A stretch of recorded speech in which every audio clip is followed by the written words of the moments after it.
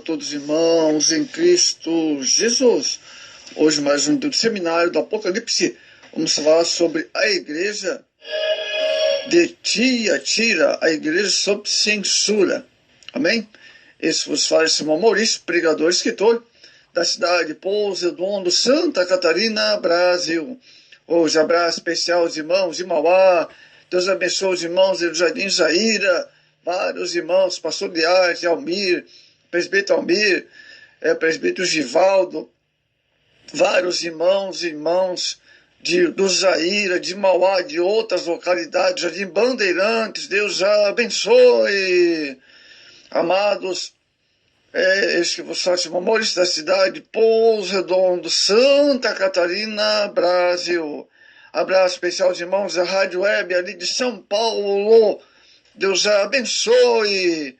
Também em nome dos irmãos da Rádio Web de São Paulo, estão tocando as nossas mensagens. Amém? Vamos ver Apocalipse 2:18. E ao anjo da igreja de Tiatira escreve: isso diz o que tem seus olhos como chama de fogo e seus pés semelhante ao latão reluzente. Amados, a cidade de Tiatira estava localizada aproximadamente 60 quilômetros a nordeste de Pérgamo. Era uma importante centro industrial e comercial da região de Lídia.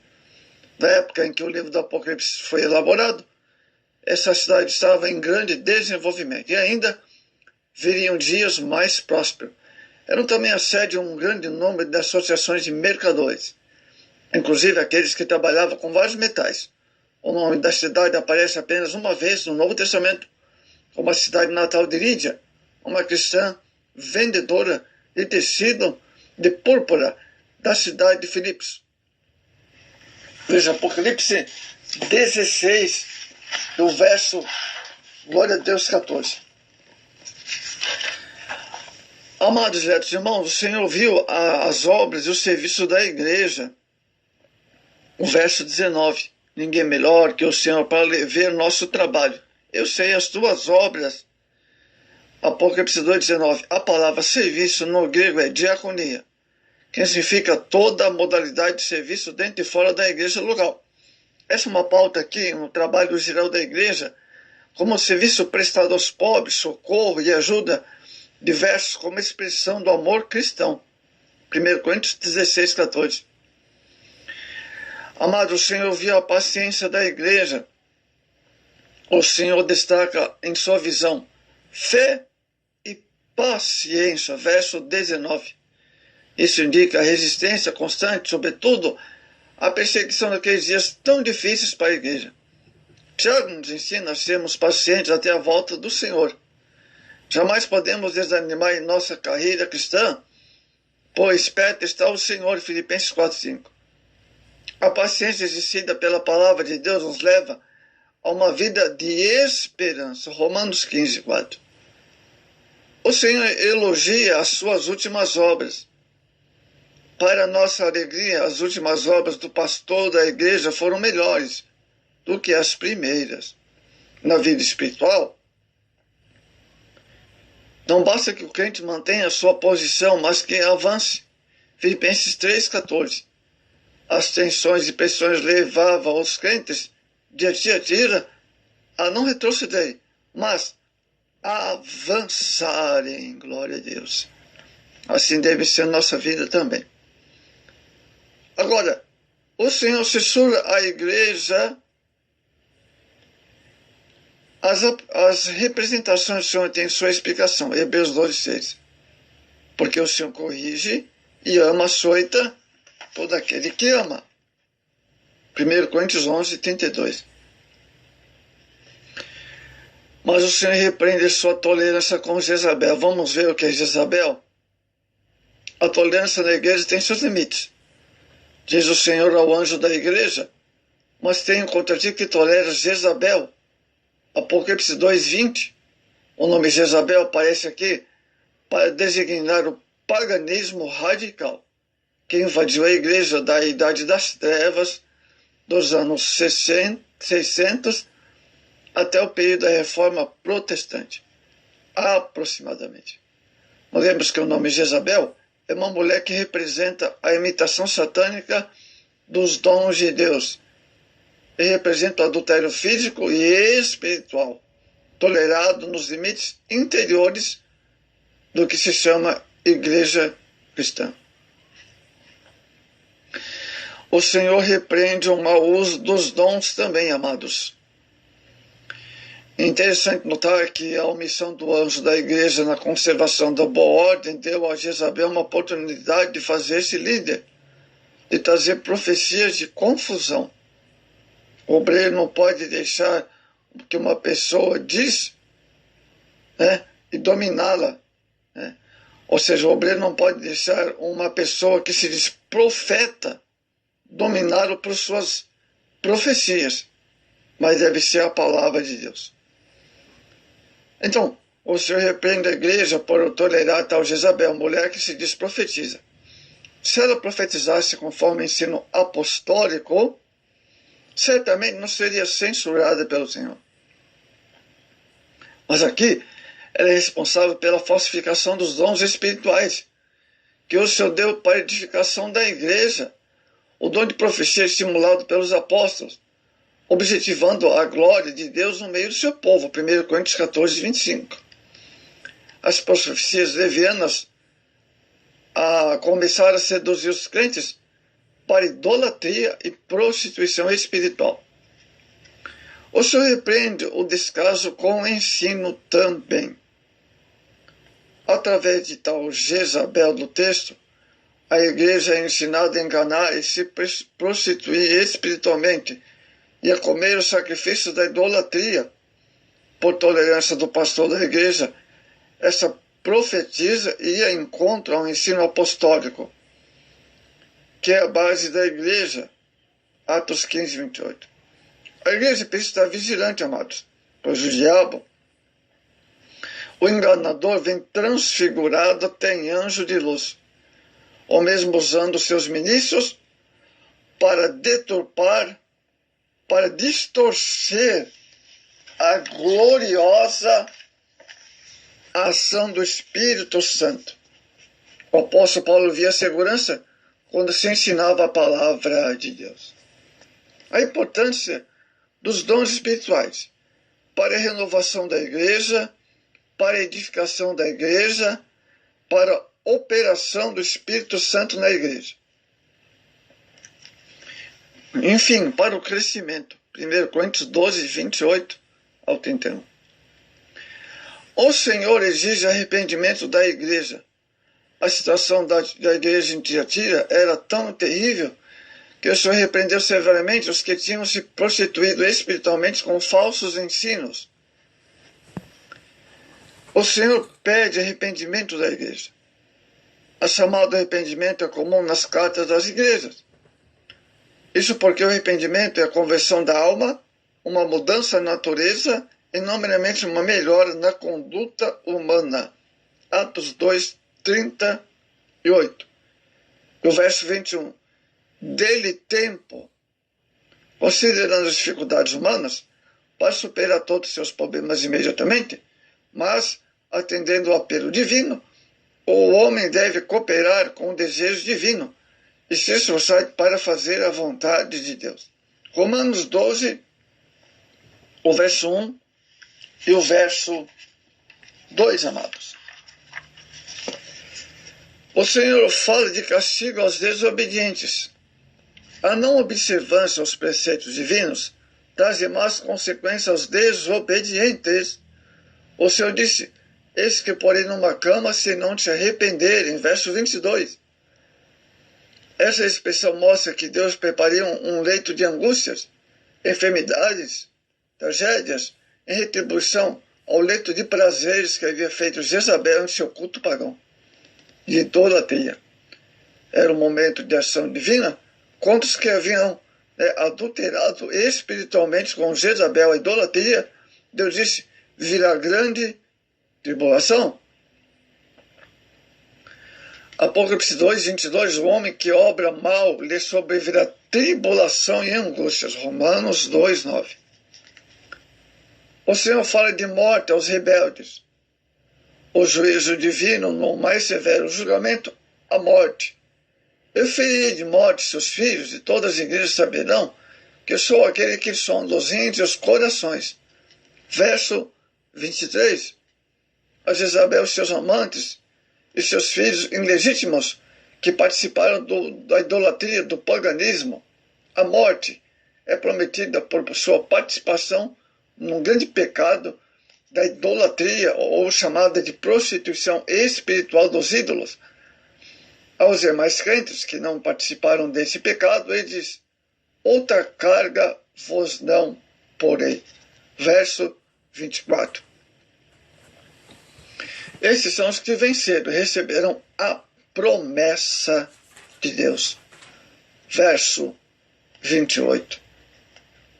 Observamos pela Bíblia e pelas circunstâncias, amados, que o joio está sempre no meio do trigo. Mateus 13, 25. No caso de Tiatira, o fermento se espalhou de tal maneira que havia muitos filhos. É necessário, amados, que a igreja deve defender-se com a genuína palavra de Deus, para que possamos crescer fortes na fé, firmes, livres das heresias, né, e das falsas profecias. Tem a verdadeira profecia e tem a falsa. Então tem que tomar cuidado com as falsas profecias, certo? Amados, a obra de Jezabel e seus ensinos induz os homens à idolatria e ao adultério espiritual. Texto básico. Apocalipse 3:1. E o anjo da igreja que está em Sardo. Verso 2. Seja vigilante, confia nos restantes que estão para morrer, porque não achei as tuas obras perfeitas diante de Deus.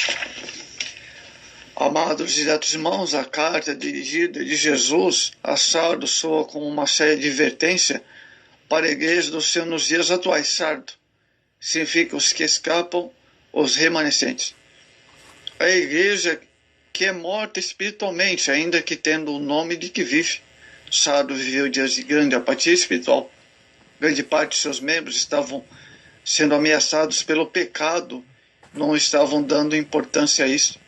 Infelizmente, no dia de hoje, alguns crentes não se dão conta de que precisam despertar para uma vida abundante e sair do sono da morte, de buscar a Deus. Amados, Sardo era uma cidade sem glória. Outrora tinha sido a capital do antigo reino da Lídia, mas entrou em ocaso depois da conquista persa, até que Tibério reconstruiu depois de um terremoto. A cidade é célebre por duas coisas: sua indústria de tintura, lã e a libertinagem.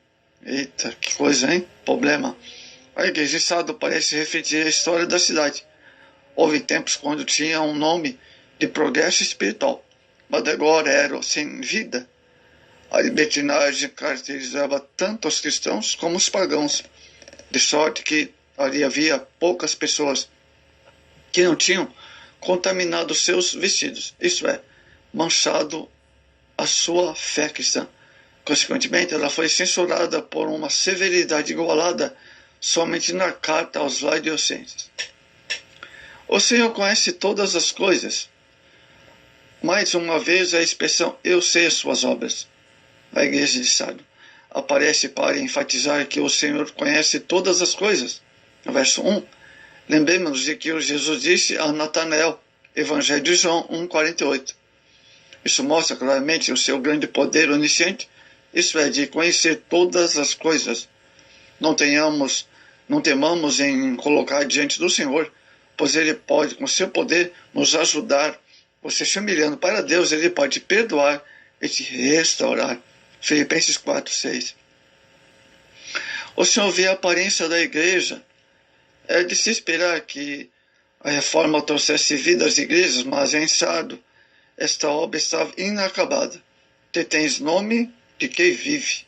Era uma igreja de aparência, somente o Senhor pode revelar a verdadeira situação espiritual daqueles crentes. Imaginamos que pode reformar nosso exterior com novas aparências, mas o Senhor, que são dos corações, conhece nossa realidade espiritual. 2 Timóteo 2,16. O Senhor viu a morte da igreja, a decadência. A mensagem de Jesus ao anjo da igreja é clara. Estás morto. Apocalipse 3:1. Isto é, sem vida espiritual. Foram sem dúvida os delitos e pecados que levaram a igreja a essa situação deplorável.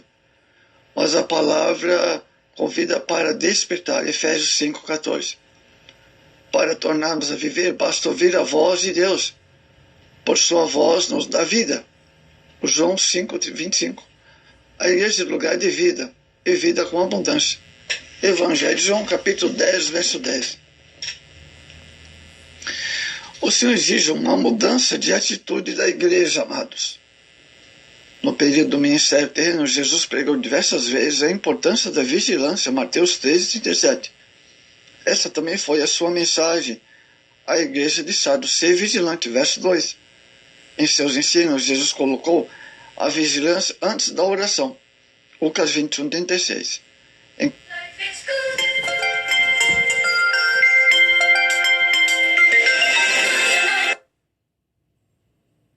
Enquanto exercemos a vigilância na vida espiritual, estaremos de pé diante do Filho de Deus. Amados, a vigilância é indispensável na vida dos que desejam ser vencedores. A falta de vigilância, que vários membros se afastam da íntima comunhão com Jesus. Por causa disso, as suas obras não agradavam mais a Deus. O Senhor manda confirmar os demais crentes. Era o desejo do Senhor que o anjo da igreja socorresse os que estavam vivos e ainda que estonteantes. Confirma os restantes que estão para morrer, verso 2. Isso significa que aquela igreja não estava inteiramente destituída de vida, de bem e esperança, amados. Algumas coisas precisavam ser feitas, por isso o desejo do Senhor é que sejamos confirmados na fé, até o fim da nossa carreira. 1 Coríntios 1:8. Amados, que tinham o nome de que viviam, mas estavam mortos, receberam a exortação de que se relembrasse como havia recebido a palavra e de que se arrependesse. Verso 2. O Senhor viu a imperfeição nas obras da igreja de Sardo.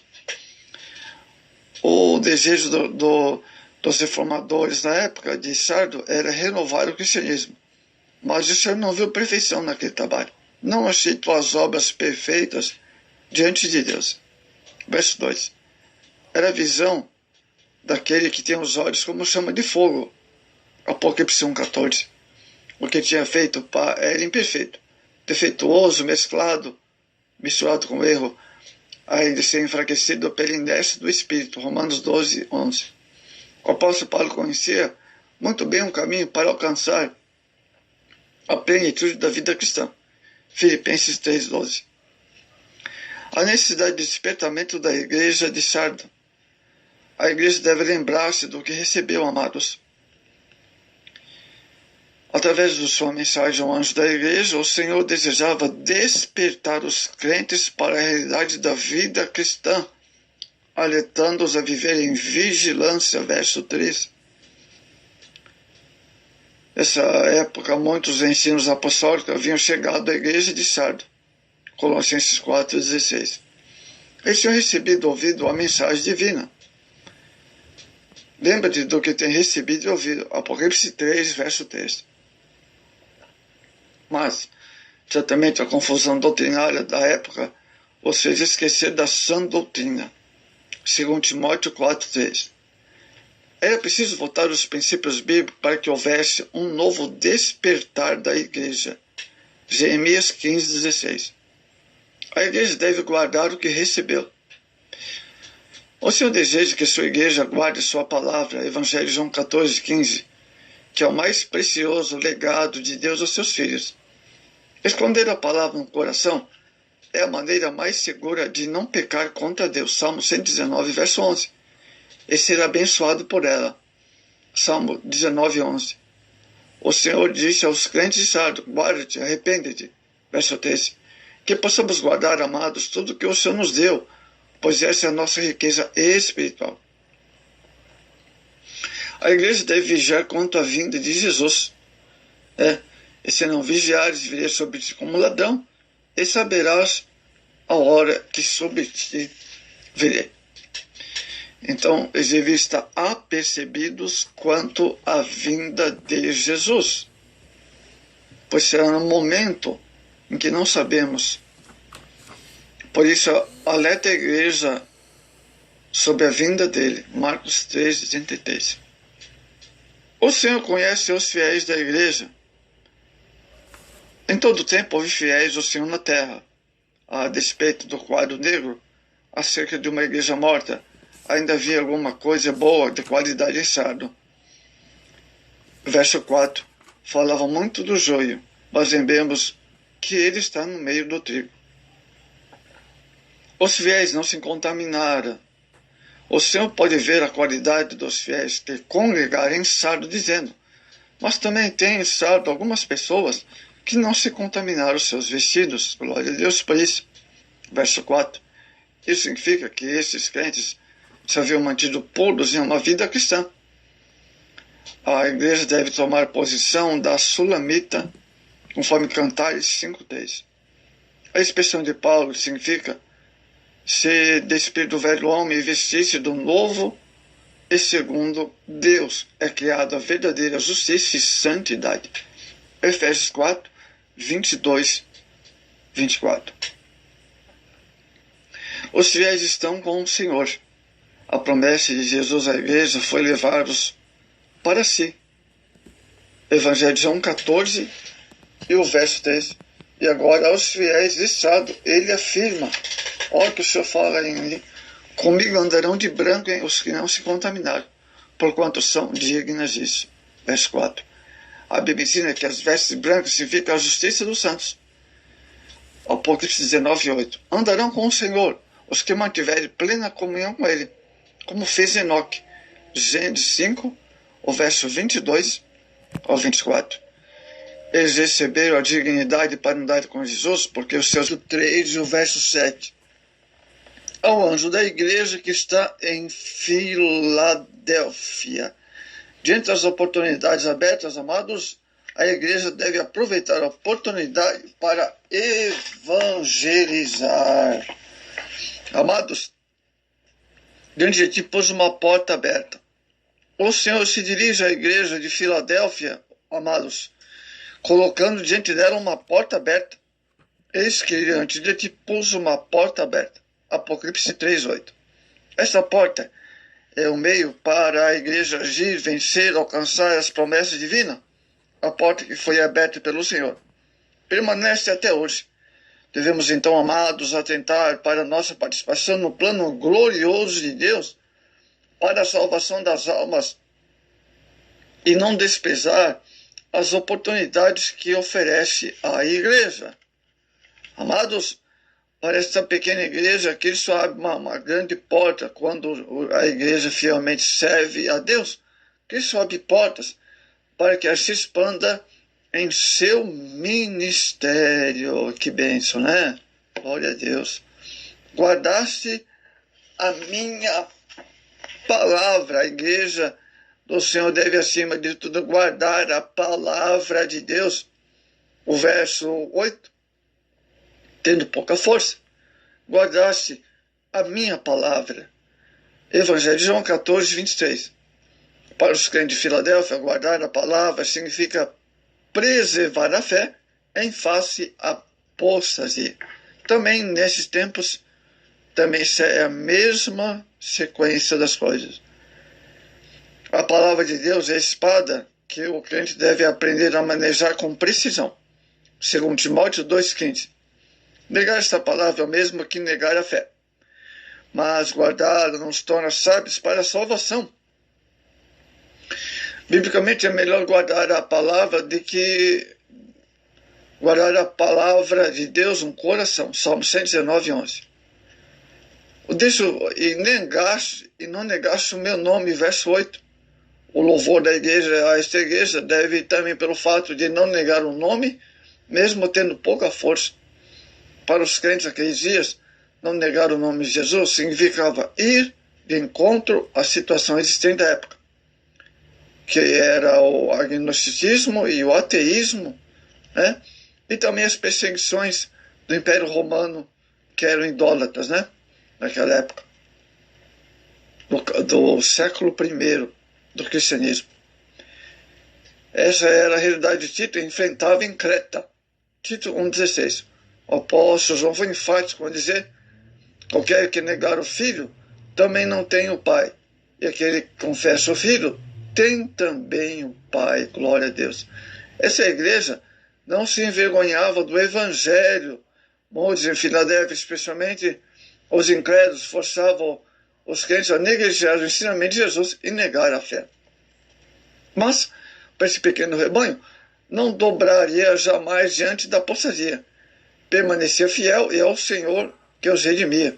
Onde quer que fosse, o nome de Jesus estava sempre em seus lábios, corajosamente testemunhável em cada oportunidade. O Senhor defende a sua igreja, amados. O Senhor é contra os mentirosos.